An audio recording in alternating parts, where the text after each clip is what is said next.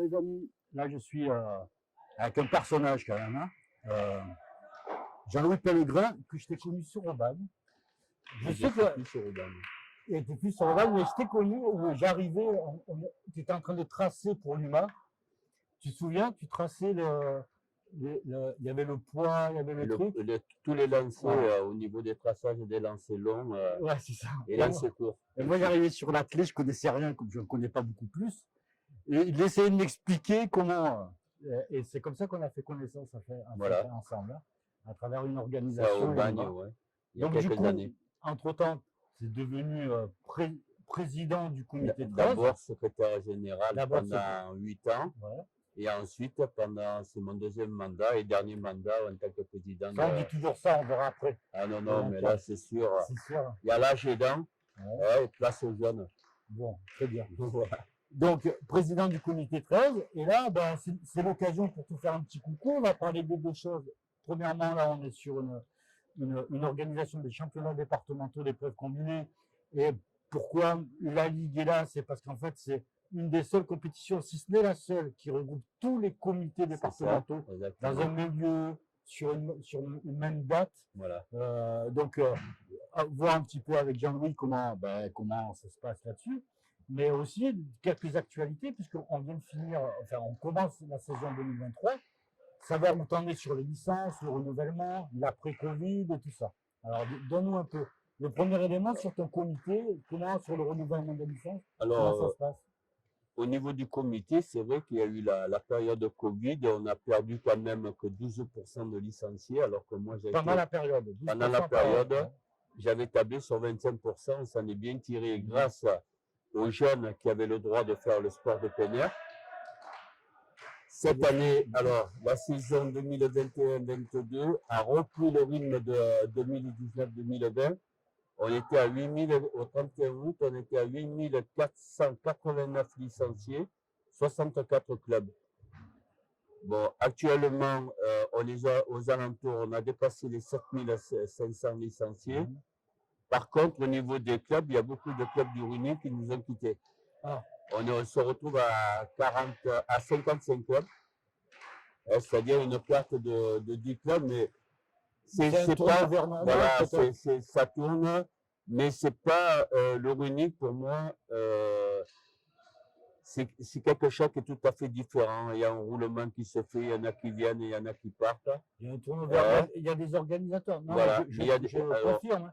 Il y a des organisateurs qui se créent, qui créent des associations, des affiliations à la FFA au regard de leur organisation.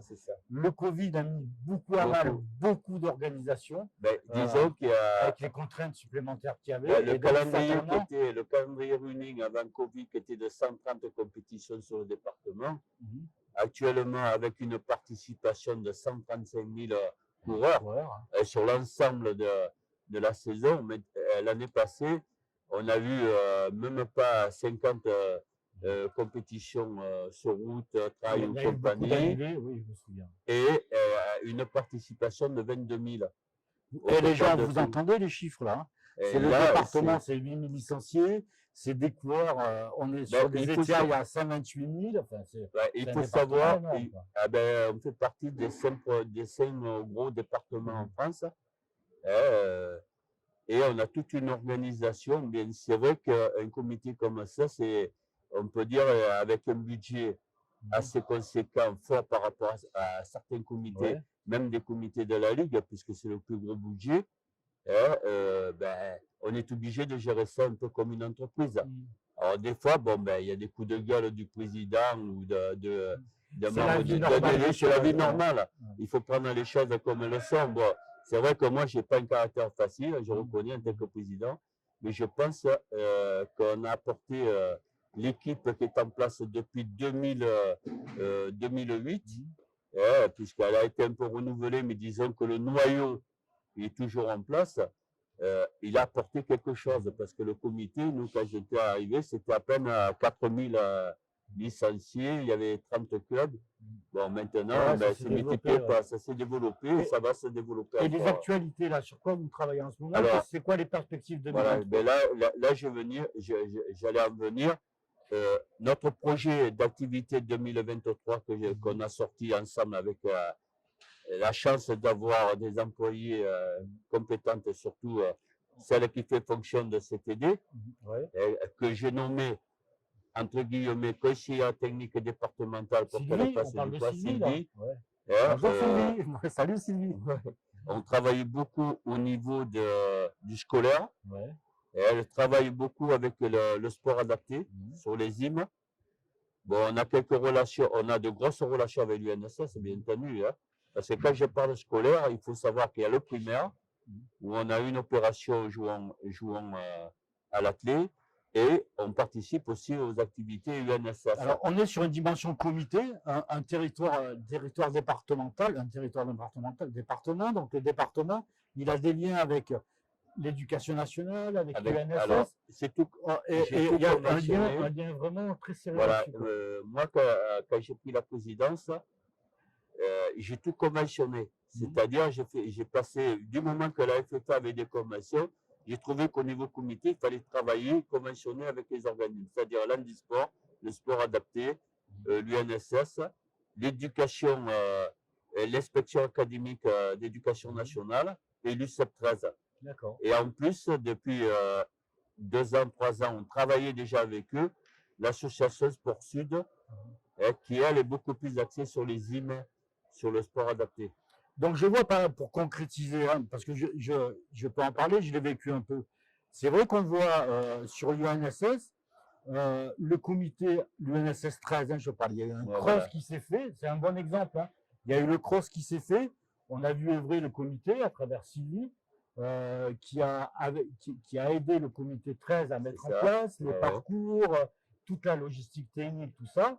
Et il y a eu la Ligue qui est venue faire la chronométrie également. Donc, on est vraiment sur un partenariat à plusieurs étages, mais en fait, on est sur des mêmes passions. Sur les mêmes passions, c'est la course à pied, l'athlétisme en général. Là, mercredi, elle était encore ici à la salle avec l'UNSS. Donc, on a tous ces partenariats qui se développent. On a toutes ces structures, FFA ou autres, qui s'accordent. Et en fait, après, il y a quelque chose qui est très important, c'est le travail des clubs. Il y a beaucoup de clubs. Moi, j'ai signé des conventions, des clubs qui travaillent dans les collèges. C'est-à-dire, on me demandait mon avis de ma signature de président. De l'expertise, ça s'appelle de l'expertise. Voilà. Et il y a pas mal de clubs dans le département qui travaillent dans les collèges. Ils ont des entraîneurs qui vont. Je ne citerai pas les clubs parce que j'ai peur d'en oublier. Mais c'est vrai qu'il y a un gros travail qui se fait. Je ne dis pas que ça amène une masse de licenciés, mais à force, ça amène des licenciés.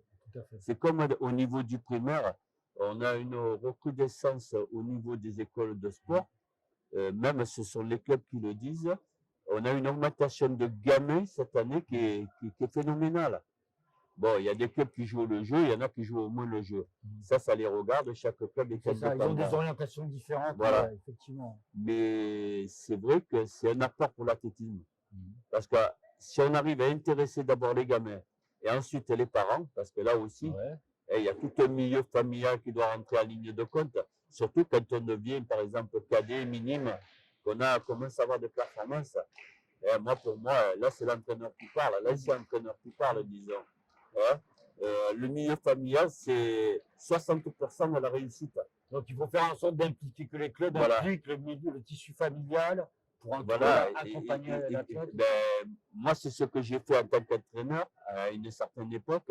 C'est-à-dire, je m'occupais de l'athlète, mais je m'occupais surtout du milieu familial. Et c'est comme ça qu'on arrive à avoir des athlètes, à avoir de performances.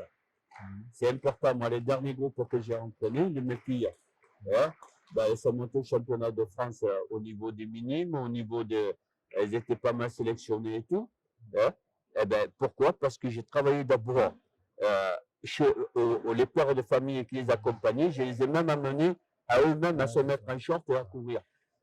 Moi, pour moi, c'est très important. Le tissu associatif sportif sur un territoire, il y a une implication sociale. C'est ça. Et familiale, c'est important. Mais Jean-Louis, les événements qui te viennent en tête les prochaines.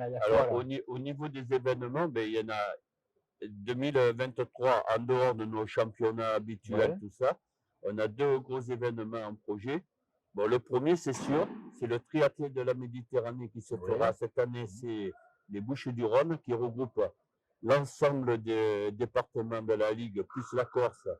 Mais cette année, nous aurons la chance d'avoir certains départements extérieurs, parce qu'on a déjà des échos, dont une sélection. Occitanie, tout ça, non?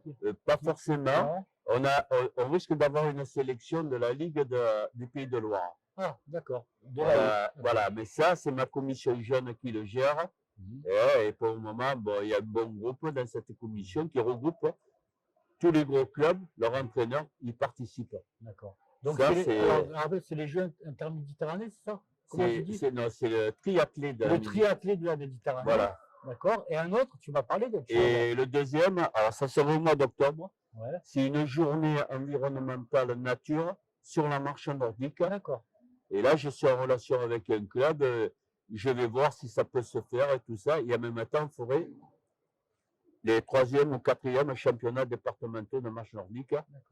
Depuis 2 ans, on n'a pas, 3 ans même, on n'a pas pu faire. Le dernier, c'était à Aubagne, hein, je me souviens. Le dernier, c'était à Aubagne qu'on avait fait. Voilà, c'est ça. Bon, voilà. Écoute, merci pour ta disponibilité. Voilà, à très bientôt, Jean-Louis. Et puis, passe une bonne fin de compétition. Là. Ah ben oui, là, c'est cool. Là, c'est les épreuves. Cool. Et en plus, c'est les épreuves que j'adore, moi. Les combinards. Les combinards. Merci, Jean-Louis. Voilà. Au revoir. Merci à vous.